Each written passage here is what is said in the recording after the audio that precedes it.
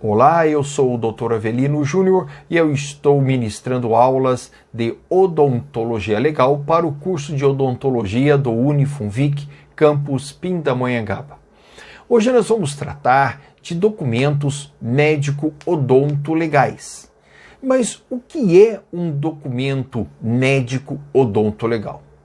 É aquele escrito pelo médico ou pelo dentista, relatando matéria médica ou matéria odontológica de interesse jurídico praticado no exercício da profissão. Vamos dar um exemplo. O dentista, ele recebe o paciente, ele faz o procedimento cirúrgico e ele verifica que precisa o paciente tomar uma medicação, um anti-inflamatório, e também que vai ser muito difícil ele trabalhar em algum lugar onde exige principalmente pegar algum peso, ficar no sol, e isso poderá ocorrer uma hemorragia.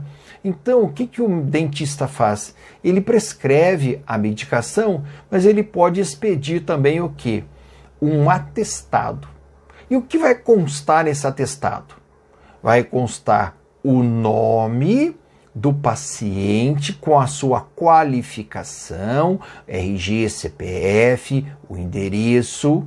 Vai constar que foi examinado pelo dentista, que deste exame houve um procedimento cirúrgico ou não, e que caso haja questão de sigilo, o dentista pode usar a CID, Classificação Internacional das Doenças, e a consequência desse exame, a consequência desse procedimento, se ficará afastado do serviço ou não pode ir na escola, se for o caso, por quantos dias. Então é importante que o dentista ele saiba que aquele documento produzido é um documento odontolegal.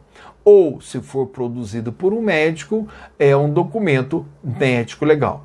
Dessa forma, esse documento, necessariamente, o dentista precisa examinar o paciente, sob pena de cometer um crime de atestado falso.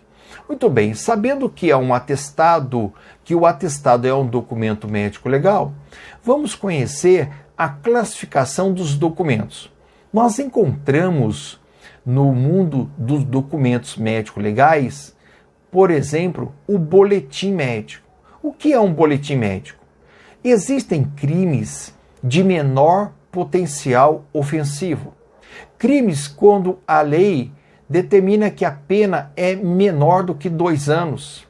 Isso faz com que o médico analise, examine aquela pessoa. E esse exame ele faz através de um boletim médico, um exame rápido, simples, mas não deixa de ser um documento médico legal. Se isso for feito pelo odontologista legal, também será um boletim médico ou boletim odontolegal.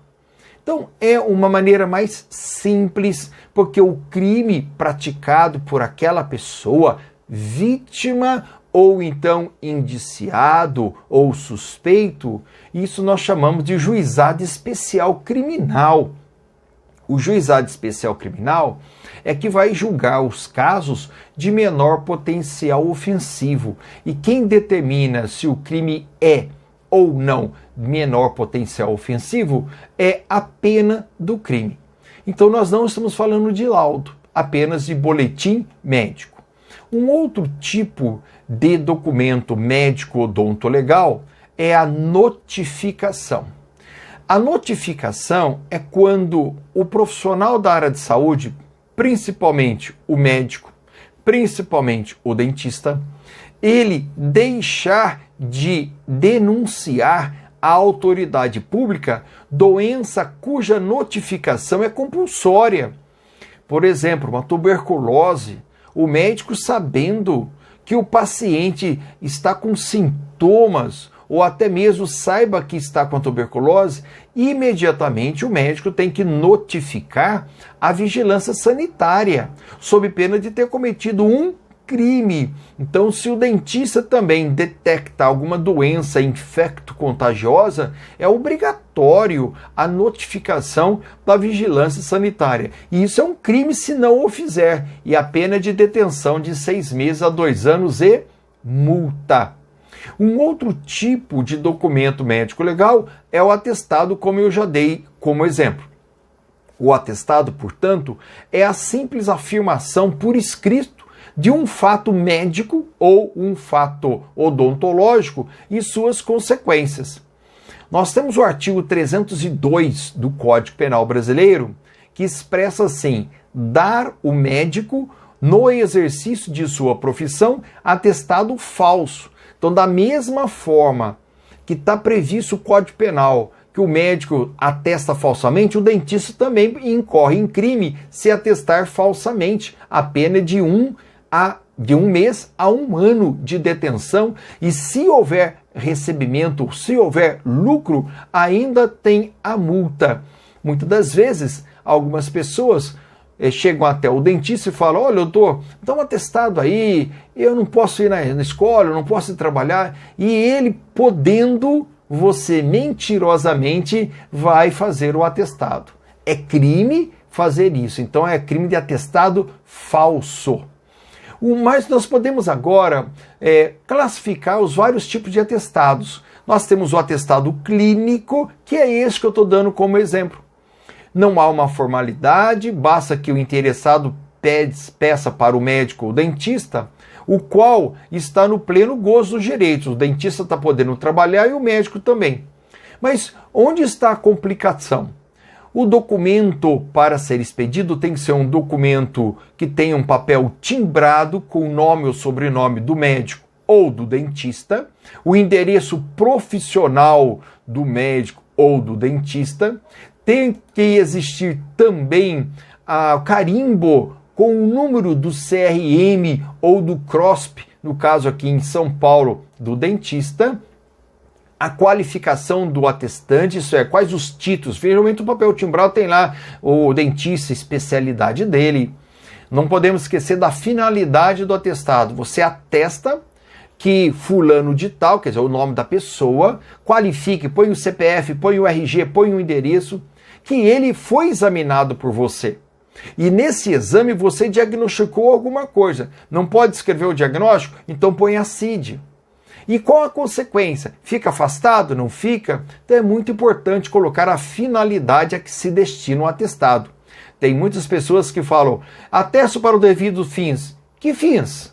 Trabalhistas? Previdenciários? Qual fim? Fins escolares? É necessário colocar a finalidade, tá?